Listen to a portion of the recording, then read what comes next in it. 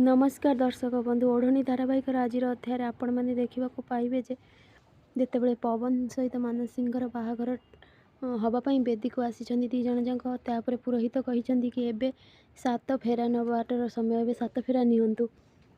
तो सात फेरा नेला भितर ज्योति कहते मने मने दीदी मु जानी तो सहित जहाँ भूल होती किंतु मते क्षमा करदेबू देखिबू मु सबकि समय सहित ठीक करदेवी।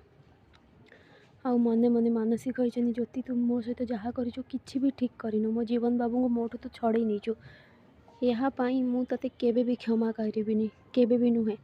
तो पवन मने मने कहते ये बाहाघर सीना अचानक है किंतु मु सारा जीवन तुमको खुशी रे रखिबी। आउ जीवन मने मने कहते मते क्षमा करदेव मानसी तुम सहित जहाँ अन्याय होईची सेथिपाई पारुछ तो मते तमे क्षमा करदेव। यापर सात वचन जमी नि तो ठीक से बेले मानसी मने मने कहते मु सीना सात वचन आउ क्या सहित नौ कि प्रत्येक वचनर नियम मु जीवन बाबू आपण सहित मु पालन करी जमीती हे आपण को निजर करने चेष्टा करी। यापर पुरोहित कहते कि कन्या को मंगलसूत्र पिंधातु मंगलसूत्र पिंधे देती पवन सिंदूर पिंधे कि बाहाघर विधि शेष होती। यापर पुरोहित कहते बाहाघर विधि एवं शेष है एबे जाइए बरकन्या बड़ मानकर आशीर्वाद नियंतु। मने मने मानसी कहवाक लगी सिंदूर मंगलसूत्र सीना मुझे आउ क्या हाथ में बांधिली किंतु जीवन बाबू मु तम नाँर सिंदूर मो मथारे पिंधि आउ तम नाँर मंगलसूत्र। यापर समस्त आशीर्वाद नहीं पवन मानसी ठीक से बेले जड़े आसुँच दौड़ी।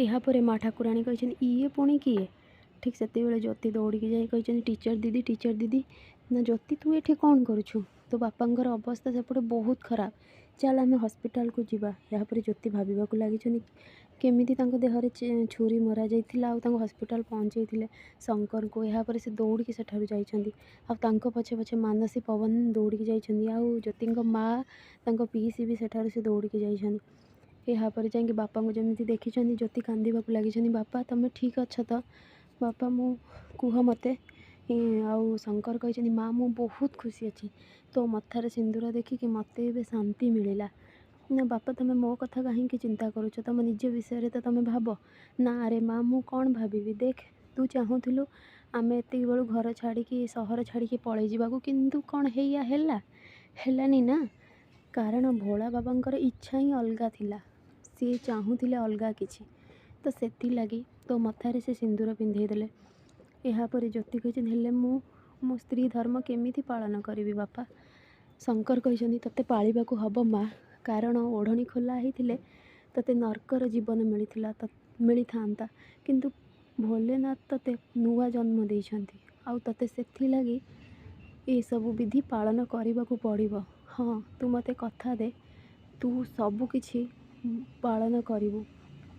तो शंकर जमी खासी ज्योति कहते बापा बापा बापा तुम चिंता करनी बापा एबे एबे एबे तुम ठीक अच्छ तो शंकर कौन कर निज बेकरू भोलेनाथ लकेट खोलिकी पिंधे देइछंती ज्योति को आउ कहते सबु बेले तते भोला बाबा ही रक्षा करेंगे रे माँ। हाँ तते सबु बेले से ही रक्षा करेंगे। तो ज्योति कहते बापा बापा रुह मु तुम लगे पानी नहीं आसुची कहीकि से दौड़ी जाइछंती आउ एपटे मानसी पवन समस्त आसिक पहुँची जाइछंती रिसेप्शन सेंटर रे। तो पचारि जमी नर्स को नर्स पचार आपण किए ना मु हूँ झी आ ये मो स्वामी तो कहते जड़े ही जाइए पेसेंट को देखा करें समस्ते नुहे। तो मानसी को पवन कहते तुम्हें जाओ आम ये मुझे मानसी भी दौड़ी जाइए शंकर पाखक। फ्रेंड्स आगू एमती नुआ अपडेट पाइबा लगी मो चैनल को सब्सक्राइब करते। आपण मानक मो वीडियो भल लगुले मते कमेंट रे कहतु।